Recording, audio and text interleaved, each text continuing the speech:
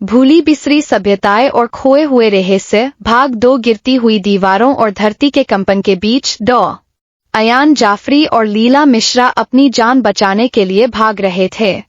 उनके पीछे एक रहस्यमय साया था जिसकी गूंजती हुई फुसफुसाहटें सुरंग की दीवारों से टकरा रही थीं।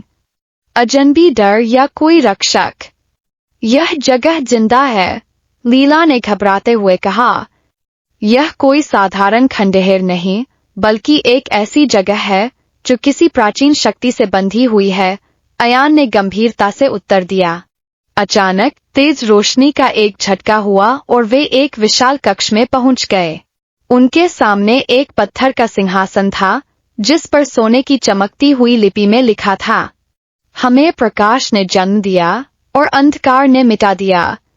जो भी इस रहस्य को खोलेगा वह स्वयं नष्ट हो जाएगा।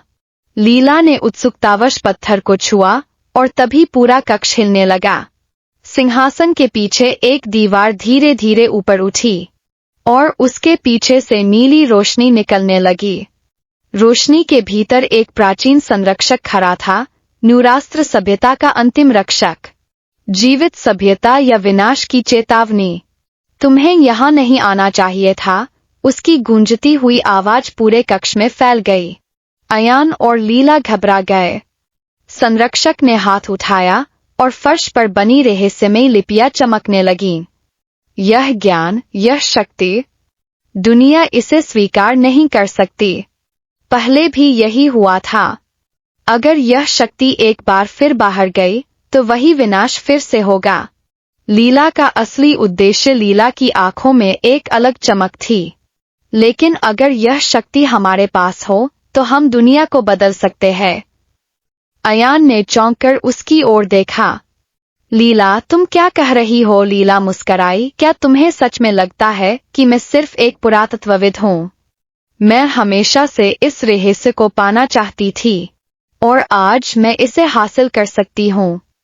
यह सुनते ही लीला उस प्रकाश स्तंभ की ओर बढ़ने लगी, लेकिन तभी संरक्षक की आवाज फिर से गूंजी। अगर तुमने इस शक्ति को छू लिया तो तुम्हारा अंजाम भी वही होगा जो न्यूरास्त्र के लोगों का हुआ। लेकिन लीला नहीं रुकी।